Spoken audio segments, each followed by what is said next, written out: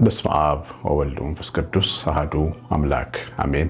ሁሉን የምትችል ጌታ እግዚአብሔር አምላካችን በሰላም የጠበቅከን የቻት ሰጠን እናመሰግናለን። ትወዳችሁ የተባረካችሁ ብሩካን እግዚአብሔር ልጆች በጌታችን በኢየሱስ ክርስቶስ የተወደዳችሁ መስቀል ላይ ዕዳ ሲከፍል ዕዳ የተከፈለለት የዳን ሕዝብ የሆነን ይሆናችሁ አብ የእግዚአብሔር ልጆች ተብላችሁ እንድትጠሩ እንዲያለው ፍቅር የሰጣችሁ መንፈስ ቅዱስ አትሞ ስመ ክርስትና ተወልደን ሰጥቶ ያከበረን ያከበራችሁ የቅዱሳን ቤተሰቦች አደረገን። ሁላችሁ እንደምንቆያችሁ ሁሉን የሚችል አምላክ ጌታ እግዚአብሔር ክብር ምስጋና ይገባዋል።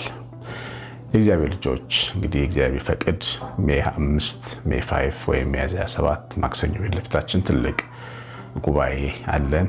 እግዚአብሔር ከፈቀደ 20 ዓመት አንቨርሰሪያችንን ከነ ልጆች ከነ ቤተሰቦቼ እግዚአብሔርን እያመሰከንን እንዘምራለን። ቁጥር 10 16 መዝሙራት ያሉበት እንዴት አይደክምም እንደ የሚል አዲስ አልበም እንዲሁ እሱም የተሰራ የተስተካከለ ነው። እሱን ፕሮግራም እናደርጋለን። እንግዶቻችሁን ጋብዙ ትችላላችሁ። ቤተሰቦቻችሁን በ911 413 80 ከልብ ያመሰግናችኋለሁ። ያገዛችሁኝ ጉባኤ እንዲዘጋጅ አጋፔ ቤተሰቦች የሰጣችሁኝ ድጋፍ መቼም ማረሳም። እግዚአብሔር ይደግፋችሁ፣ እግዚአብሔር ያግዛችሁ፣ መንፈስ ቅዱስ ይጠብቃችሁ። ዛሬ በጠዋት በማለዳ ካልጋችን ስንነሳ እንዴት ነው መነሳት ያለብን? ብዙ ጊዜ ሰዎች የማለዳን በረከት ሳያስተውሉ ያልፋቸዋል። ማለዳችን ጠዋታችን ያው የምንውልበትን ሙሉን ቀናችንን የምንወስንበት ነው። እጅግ የተባረከ ሲሆን በጣም ቀናችን ብሩክ ይሆናል። በደስታ ስንጀምረው፣ በሰላም ስንጀምረው፣ በብርሃን ስንጀምረው ቀናችን የተባረከ ይሆናል። አእምሯችን ሞኝ ነው ታውቃላችሁ። ሳይንስም ይሄንን ይናገራል። የኛ አእምሮ ሞኝ ነው፣ ያሳየነውን የሚሆን ነው እና በጣም መልካሙን በጎን ነገር አስለምደነው አሳይተነው ጥሩ ማዛሽተነው ሲነሳና ደግሞ ያኛውን የሚያስፈራው የሚያስጨንቀውን ስጋቱን መግበነው ሲነሳ በጣም ይለያያል እና ስለዚህም እግዚአብሔር ልጆች የተባረካችሁ ተወደዳችሁ ጠዋት ስንነሳ ማድረግ የሚገባንን ነገሮች ነው የምናየው። በተለይ ደግሞ በመጀመሪያ ልባችን መልካም ነገር እንዲያፈልቅ እንዲያወጣ ጎሳ ልቤ ቃለ ሰናይ እንደሚባሉ ቤተክርስቲያን ቅዳሴያችን ልቤ በጎ ነገር አወጣ። ቅዱስ ዳዊት በመዝሙር 44 ቁጥር 1 ላይ የተናገረው ቃል ነው። የሰው ልጅ ልብ በጎ ነገር ማውጣት ማሰብ ሲጀምር ይህንን ሙሉ ምዕራፍ አንብቡት። ሮያል ነው የሚሆነው፣ ንጉሳዊ ነው የሚሆነው። የዚህ ምዕራፍ ሙሉ ሀሳብ ንጉሳዊ ሀሳብ ነው። የንጉስን ውበት ይመለከታል። ንግስቲቱ በቀኝ ቆማ ይመለከታታል። ውላኑን ይመለከታል። የሚያምረውን ውበቱን ቁመናውን ያደንቃል። የጌታን የአምላኩን ዳዊት ልቡ መልካም ስላደረገ ማለት ነው። ልቡ መልካም እንዲያመነጭ ስለፈቀደ ነው። የእግዚአብሔር ልጆች ምን እንደሚል ታውቃላችሁ? ጠቢቡ ሰሎሞን ልብህን አጥብቀህ ጠብቅ የህይወት መውጫ በእርሱ ነው ይላል። እኛ ልባችንን አጥብቀን ልንጠብቀው ይገባል። ከምናስበው ምንድነው ማስበው ብለን ራሳችን መጠየቅ አለብን። አይደለም ጠዋት ቀኑን ሙሉ እንደውም መጥፎን ነገር ለማሰብ ብዙ ፊት ባንሰጠው ጥሩ ነው። ምክንያቱም የሰው ልጅ የሚያስበውን ነው የሚሆነው። ታውቃላችሁ፣ የሚያስበው ነው። የፈራሁት መጣብኝ ይላል ኢዮብ። የፈራነው ነገር የሚሆንብን፣ ስጋታችን ያሳድደናል። በቃ እንዲሆንብናል ምንደናበረው በሰላም ሀገር አምላክና እረኛ እያለ እረኛ እንደሌለው በግ ስንሆን የሚመጣብን ነገር ነው አሁን የምንጋፈጠው ብዙ ጊዜና ደግሞ ይሄኛውን በጎን ጎን ማየት ልባችን መልካም ነገር እንዲያመነጭ መዘጋጀት መፍቀድ አለብን እና እጅግ በጣም ብዙ መልካም ነገሮች በዙሪያችን አሉ። አይኖቻችን ቢከፈቱ እኛ የምንኖርበት ምንተኛበት ቤት ምንተኛበት አልጋ እና ቤተሰቦቻችን ልጆቻችን የወለድናቸው የትዳር አጋራችን ወይም እናት አባት ጓደኛ እግዚአብሔር ሰማይ ላይ ያለው ደግሞ የማይለወጠው አምላክ እነዚህ ነገሮች በዙሪያችን አሉ እና እነዚህን መልካም ነገሮች እያሰበን እግዚአብሔርን በማመስገን መነሳት አለብን እና የመጀመሪያው ነገር ምንድነው? በዙሪያችን በጣም ብዙ መልካም ነገሮች እንዳሉ ማየት ነው። ያኛውም ነገር አለ፣ ጉድለቶች አሉን፣ ያልተስተካከሉ ነገሮች አሉን። ከሱ ግን አለመጀመር ነው። ቅድም እንዳልኳችሁ ነው ሞኛ አእምሮ ስለሆነ ያለን ልባችንን በብርሃን ነው በመጀመሪያ ልንሞላው የሚገባው። ከዛ ብርሃን ከተሞላ በኋላ ጨለማ ታስገቡበት አትችሉም፣ ይቃወመዋል። እና በጠዋት ተነስተን በዙሪያችን ያሉ የወደዱንን ሰዎች ማሰብ፣ የወደደን እግዚአብሔርን የተሰቀለልን ክርስቶስን ኢየሱስን ማሰብ ያስፈልጋል። ቶሎ ብለን ከእንቅልፋችን ስንነሳ ቶሎ ብለን ንቅት ብለን ራሳችንን ለመልካም ነገር ማዘጋጀት አለብን። ፊታችንን በቀዝቃዛ ውሃ ታጥበን ከዛ በኋላ በደንብ የምናስበው ሀሳብ፣ በዙሪያ ያለው ነገር፣ የተኛውበት የተነሳውበት፣ እግዚአብሔር የሰጠኝ ኑሮ የሰጠኝ እንጀራ ትንሽ ሊሆን ይችላል አንዳንዴ፣ ግን እሱ በጣም በረከት ነው እና ያንን እያሰቡ እግዚአብሔር ለማመስገን ራስን ማዘጋጀት ነው እና ቀጣይ መሆን የሚገባው ጸሎት ነው። ወደ እግዚአብሔር ወደ አምላካችን መጸለይ ነው። ብዙ ጊዜ ጠዋት እንድንጸልይ የምንታዘዘው ወይም ወደ ቤተክርስቲያን ሄደን ከሚጸልዩት ጋር ህብረት እንድናደርግ ወይ ቅዳሴ ወይም ኪዳን በህብረት እንድንጸልይ የምንሆነው አእምሯችን ከመለኮታዊ ብርሃን ጋር ሲገናኝ የበለጠ ጥንካሬ ይሰጠናል ማለት ነው እና የሚጸልዩ ሰዎች ከማይጸልዩ ሰዎች በብዙ እጥፍ ጠንካሮች ናቸው፣ ደስተኞችም ናቸው። እኔ ክፍለ ሀገር እየኖርኩኝ ብዙ ጊዜ ጸሎት ጧት ያው እንደ ማንኛውም ሰው ውዳሴ ማርያም ዳዊት ደግሜ ጸሎት ጸልያለሁ፣ ከአምላኬ ጋር እገናኛለሁ። አንዳንድ ጊዜ ግን ወይ ደክሞኝ ይሆን ወይ ብቻ አንዳንድ ቀን ያን ጸሎት ካላደረግኩኝ ቀኑ ሁሉ ጨለማ ይሆንብኛል እና እንደውም አንድ ቀን ማስታወሰው ወልቂጤ በጣም ፀሐያማ ሀገር ነው፣ ሞቃት ሀገር ነው። በጠዋት ስነሳ ከቤታችን መስኮት ማዶ ፀሐዩ ቦግ ብሎ ደምቋል። እኔ ግን አልጸለይኩም እና ውስጥ ያለው ትከሻይ ድክም ክብድ ብሎታል። ከዛ ወይ ጌታ ሆይ ለካ የሰው ልጅ ፀሐይ አንተ ነህ፣ ለካ ይሄ ፀሐይ አይደለም የኛ ፀሐይ፣ ለካ አንተ ነህ፣ አንተን ስትወጣ ነው ልባችን ውስጥ ለካ ቀን የሚነጋው የሚለው ሀሳብ መጣልኝ። እንደውም አይታችሁታል እንዴት እንዳልወርከኝ አላውቅም በሚለው ግጥም ውስጥ የገባው ሀሳብ ይሄ ሀሳብ ነው። የማለዳ ፀሐይ አይደለም ፍካቴ፣ አንተነ ብርሃኔ፣ አንተነ ንጋቴ። ሰው ልጅ ንጋቱ ከክርስቶስ ጋር ሲገናኝ በጠዋት ይነጋለታል። በቃ በጣም ፀሐያማ በሆነው በአረብ ሀገር ውስጥ ተቀምጣችሁ ወይም በደመናማው ብርሃን ውስጥ ተቀምጣችሁ ግን ክርስቶስን ስትጠሩ የኢየሱስ ክርስቶስ ብርሃን ልባችሁ ሲገባ የአብ ብርሃን የመንፈስ ቅዱስ ብርሃን ሲያገኛችሁ በስመ አብ ስትሉ በስመ ወልድ በስመ መንፈስ ቅዱስ ስትሉ የሚበራ መብራት አለ። እሱ መብራት እጅግ ያስፈልጋል። ጠዋት ተነስቶ ላጥ ብሎ ሸሚዝን አጥልቆ ወደ ስራ መሄድ ተገቢ አይደለም። ትንሽ ደቂቃ በእግዚአብሔር ፊት መቆየት ያስፈልጋል። ራስን ሞቅ ማድረግ ያስፈልጋል በመለኮት እሳት፣ ያ በማይጠፋው ያ ደስታን ሰላም በሚሰጠው አይምሮን በሚያልፈው ሰላም ውስጣችንን ማንደድ አለብን። ምክንያቱም እኛ የራሳችን ነን። ማን አለው ማንነታችን ካለኛ ልናገለግለው ልናግዘው ይገባል። ጨለማ በሆነ ሰዓት መብራታችንን እንደምንለኩስ የምንኖርበት ይሄ ብርሃማ ከተማ የሚባለው ዓለም ጨለማ ነው።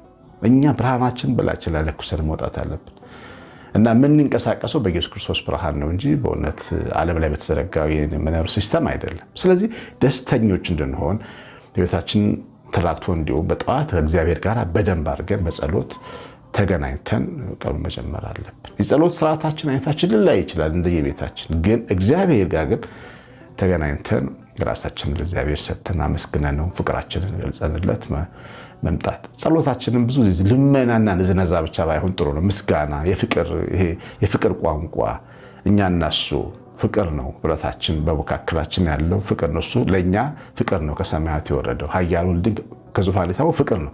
የፍቅር ቋንቋ መጠቀም ሁሌ አንዱ የወደደ አንዱ ግን ኢግኖር እያደረገው መኖር የለበትም። ስለዚህ የፍቅር ቋንቋ እንደምትወዱት ፍቅራችሁን የእሱ በመሆናችሁ ደስተኛ መሆናችሁን የእናንተ በመሆኑ ደስ እንደኞች እንዲሆናችሁ ውዴ እኔ ነው እኔም የእሱ ነው እያላችሁ በደንብ የመኃልየ መዝሙራትን ሀሳቦች ለክርስቶስ መናገር ያስፈልጋል። ይሄ ልብን በጣም ያደምቃል፣ ያሞቃል። ብቻችንን እንዳልሆንን በፍቅር ማዕቀፍ ውስጥ እንዳለን እንዲሰማን ያደርጋል። ይሄ በጣም ወሳኝ ነገር ነው። እንግዲህ ይሄ ስልካችንን ከማንሳታችን ከመክፋታችን በፊት መሆን የሚገባው ስልካችን ይደርሳል። መጀመሪያ ስልካችንን የምናይ ሰዎች በእውነት ልናፍር ይገባል። እግዚአብሔር ፊት ሳንቆም ዓለም ፊት አትቆሙ። ይወጋቸዋል ጠላት። እድል ፈንታ ነው የምንሰጠው። ልባችንን የሚበሰበሩ ዜናዎች፣ የሚያበሳጩ ጉዳዮች፣ ሰላም የሌለው መንፈስ በውስጣችን እንዲገባ ያደርጋል። ቀድመን በኩራት ሁሉ ለእግዚአብሔር ይሰጡ ነበር። በእስራኤል የመጀመሪያ ልጆች ለእግዚአብሔር ይሰጡ ነበር። እያችሁ ጌታ ኢየሱስ በተወለደ ጊዜ በ40ኛው ቀን ወደ መቅደስ ሄደው የመጀመሪያ ልጅ በኩር በሚሰጥበት ስርዓት እመቤታችን ብቸኛ ልጇ ነው፣ በኩሩ ነው፣ ብቸኛ ልጅ በሱ ፈንታ ዋኖሶች ያቀረበ ይችላል። ለምን ዋኖሶች ሰዎች ወደ መቅደሱ በየጊዜው ከሚመጡ ይልቅ ዋኖሶችና ትንሽ ወይም ደግሞ ሌሎች መስዋዕቶችን አቅርበው ለልጆቻቸው ፈንታ እንዲሰጡ ነው። ለምን በኩሩ ለእግዚአብሔር ነው። የሰዓታችንን በኩር እግዚአብሔር በጠዋት ተነስተን ጌታ እግዚአብሔርን አስበን በደንብ አድርገን ከዛ የምንደውልበትም ካለ መደወል የምናየውም ነገር ካለ ማየት መብታችን ነው። ግን ቀድመን ከአምላካችን ጋር መገናኘት ያስፈልጋል። መልካም ነገሮችን ማሰብ፣ መናገር፣ ይሄ ሐሜት እንድናማ እንድንናደድ በሆነ ነገር እንድንቆጣ ከሚያደርጉ ነገሮች ራሳችንን መጠበቅ። አሁን ስልካችን ጋር ስንመለስ ለሐሜት የሚገፋፉ አንዳንድ ዜናዎች፣ ሁኔታዎችን ታያላችሁ። ያው በጣም ጣፋጭ ሆኖ ተቀምሞ የሚቀርበው በጣም ቆምጣጣው ነገር ነው አይደል? ሐሜት፣ ጥላቻ፣ ቁጣ፣ ንዴትን የሚቀሰቅሱ ነገሮች በጣም ሰዎች እንወዳለን። ይሄ ወይን እንደምንወደው ምርር ያለ ነገር እንደምንወደው እሱን ነገር እንወደዋለን። የሚገርማችሁ እና እሱ ነገር ደግሞ መንፈሳችንን ያበላሸዋል። ስለዚህ ከሚያስቆጡ ነገሮች ከሚያናድዱ ነገሮች ራስን መጠበቅ ለመኖር በጣም ያግዛል። እኔ እንደ ካህን ነገራችሁ እኔ በግሌ በጣም ነው የምጠነቀቀው በዚያ ነገር። የሚያናድዱኝን የሚያበሳጩኝ ነገሮች አላይም። አስፈላጊ ናቸው ተብሎ እንኳን ቢታመንባቸው በህይወቴ ላይ ንዴት ከሆነ የሚጨምሩልኝ አላይም በፍጹም። እና አንዳንድ ጊዜ ስለ ራሴ የሚሰሩ ቪዲዮዎች አሉ። እንደዚህ ነው ብለው አሉታዊ በሆነ መንገድ እኔን የሚነቅፉ የሚሰድቡ ቪዲዮዎች ሁሉ እንደሚወጡ ሰው ይነግረኛል። እኔ ግን አላይም። ምክንያቱም እኔ ህይወቴ የምጠብቀው እኔ ነኝ። እግዚአብሔር የሰጠኝ መቅደሴን ህሊናዬን መጠበቅ ያለብኝ እኔ ነኝ። ለምንድን ነው ስራ የምፈታው? ስለዚህ በጎ ነገርን ባይ እሱን ቪዲዮ ከማይ ወይም አሉታዊ ነገሮችን ከምመለከት መጽሐፍ ቅዱስ ክፍል አንዱን ክፍል ሙሉን ባነብ በጤና በህይወት ኖር ለልጆቼ ይኖርላቸዋል። መኖር የሚባለውን ነገር ምንኖረው እኛ እጃችን ላይ ነው። ከእግዚአብሔር ቀጥሎ ራሳችን መግደል የለብንም። በጠዋት ተነስተን ሐሜቶች፣ ንግግሮች፣ ክፉ ቃላት፣ ንዴቶች፣ ፖለቲካ ምናምን መንግስት፣ ሃይማኖት እና አባካሌ እንዲያደርገው ከሱ ነገር ውጡ። በፍጹም ቀጫጫ ነው የሚያደርገን። አያሳደገንም። ባለንበት ነው የሚያቆመን። ምንም ነገር ላንፈጥር እግዚአብሔር ልጅ እና በተቻለ መጠን ራሳችንን የምንጠቅምበትና የምናሳድግበት ነገር ላይ በደንብ አተኮረን ማየት በጠዋት ተነስተን ያስፈልጋል። ተስፋ የሚሰጥንን የሚያበረታን ከእግዚአብሔር ቃል አንድ ምዕራፍ ማንበብ ይጠቅማችኋል። ዳዊት በመዝሙር 1 ላይ ይወላችሁ ስለሚሰራው ነገር ስለሚከናወንለት ሰው የሚናገርበት ምዕራፍ ነው። በደንብ አንብቡት። በጣም አጭር ነው። በክፉዎች ምክር ያልሄደ በዋዘኞች ወንበር ያልተቀመጠ። እነዚህ ክፉ ሰዎች ባሉበት ስፍራ አይቆምም፣ አይገኝም። ብትፈልጉት አታገኙት የሚያን ሰው። ክፉ ሰዎች ግን አሉ በዙሪያው፣ ዋዘኞችም አሉ፣ አመፀኞችም በዙሪያው አሉ። ግን እሱ አቴንሽን አይሰጥም፣ ለነዚህ ትኩረት አይሰጥም። ይልቁንም እግዚአብሔርን ቃል በቀን በሌሊት ያስባል። በቀደም የተማርኩት ትምህርት በጣም ደስ ይላል ይላል። በዚህ ላይ የተማርኩት ትምህርት በጣም እንዲገባኝ ያሰላስላል እግዚአብሔርን ቃል። እንደገና መጽሐፍ ቅዱስ እየገለጠ እያነበበ እሱን ያሰላስ ምን ማለት ነው ይሄ ከህይወት አንጻር እያለ ያሰላል። ስራው ነው ያ። ከዛ ስራው ነው የሚሰራው ይሄን ሰውዬ ላንብብላችሁ። በጣም ነው የሚገርመኝ የዚህ ሰውዬ ሁኔታ። ስለ ምስጉኑ ሰው ዳዊት የተናገረው ቃል በጣም ይገርመኛል። ምስጉን ነው ይላል መዝሙር 1 ላይ በክፉዎች ምክር ያልሄደ፣ በኃጢአተኞች መንገድ ያልቆመ፣ በዋዘኞች ወንበር ያልተቀመጠ፣ ነገር ግን በእግዚአብሔር ሕግ ደስ ይለዋል፣ በእግዚአብሔር ቃል ደስ ይለዋል፣ ሕጉን በቀን በሌሊት ያስባል። እርሱም በውሃ ፈሳሾች ዳር እንደተተከለች ፍሬዋን በጊዜው እንደምትሰጥ ቅጠሏም እንደሚያረግፍ ዛፍ ይሆናል። ይህ እግዚአብሔር ቃል በውስጡ እየገባ እንደ ሕይወት ውሃ ያሳድገዋለች። ቅጠሏን የማይረግፍ ፍሬዋን በየዓመቱ የሚሰጥ ዛፍ ይሆናል። ዘወንዝ ዳር የተተከለ ዛፍ እየሆነ ይመጣል። የሚሰራው ሁሉ ይከናወንለታል። እንደው የሚይዘው ነገር አመድ ይሆናል የሚል ሰው በጣም ብዙ ነው አይደል? እንደዚህ ነው መሆን ያለበት። በጠዋት ተነስቶ አመድ ከሚያደርግ አመለካከት፣ ሐሳብ፣ ዜና፣ ፖለቲካ ምናምን መራቅ ያስፈልጋል። በቃ የእግዚአብሔር ቃል አይምሮን፣ ትኩረትን ወደ እግዚአብሔር ቃል መመለስ፣ በቀን በሌሊት ማሰላሰል፣ አንዱን ነገር አንብቡን ማለት ነው። ማለት አያችሁ፣ የሚሰራ ሁሉ ይከናወንለታል። ክፉዎች ግን እንደዚህ አይደሉም። ነፋስ ጠርጎ እንደሚወስዱ ትቢያ ናቸው። አሁን እኛ ክፉዎች እንድንሆን ነው ነፋስ ጠርጎ የሚወስዱ ትቢያ እንድንሆን አይደለም መቼም የምንማረው። እናንተም ጊዜ ወስዳችሁ ይህን ትምህርት ከፍታችሁ የምትሰሙት የሚጠቅማችሁ እንዲሆን የእግዚአብሔርን ቃል ማሰላሰል ከራስ ሕይወት ጋር ማመዛዘን፣ ማገናዘብ፣ ይሄ በጣም ለሕይወት ጥቅም ማለዳን በደንብ ብሩህ ያደርገዋል እና ከቤተሰብ ጋር ሰላምን፣ ፍቅርን መነጋገር፣ ጠዋት ተነስቶ አለመቆጣት፣ አለመነጫነጭ፣ ስራ ስንሰራ ምን ስንል መጫጫ። ልጆች በተለይ ያለን ሰዎች እንጫጫዋለን። ልብስ እንጂ ብላ እንጂ ጉረስ እንጂ እንላለን። መንፈሳችንን ግን የጠበቅን መሆን አለብን። ይሄ ንዴቱን የእውነት አለማድረግ። እንደ እናት እንደ አባት ልንጮህ እንችላለን። በተለይ አሁኑ ዘመን ያለን ወላጆች በጠዋት ተነስተን ስራ አለብን ብዙ እና ልጆቻችን ትምህርት ቤት መሸኘት አለብን። ልጅ ደግሞ እንደምንፈልገው አይሆንም። በሚመገብበት ሰዓት መጫወት ይፈልጋል፣ ያናደደን ይችላል። ግን እሱን ስሜት ተቆጣጥረን አንዳንዴ ባል ሊያግዝ ይችላል። ደክሞት ገብቶ ተኝቶ ይችላል። ሚስትየዋ ትናደድበት ይሆናል። እንዴት አያግዘኝም? አለመፍቀድ ለዚህ ለንዴት ቀናችን እንዳይበላሽ ደከመው በቃ ባሌ ዛሬ ደከመው ማለት ነው ብሎ ማለፍ ነው። መስራታችን ካልቀረ ተናደንም ሰርተንም እንዴት ይሆናል? ሁለት ኪሳራ እኮ ነው። ስለዚህ ህይወታችን በዚህ መንገድ በጣም መጠበቅ፣ ጠዋታችንን በጣም መጠበቅ አለብን። ጥሩ ጥሩ ነገሮችን ስለራሳችን መናገር። አንደበታችን የሰው ህይወቱ በአንደበቱ ነው። በጎ ዘመንን ማየት የሚወድ አንደበቱ ነው። አንደበቱን ይጠብቅ።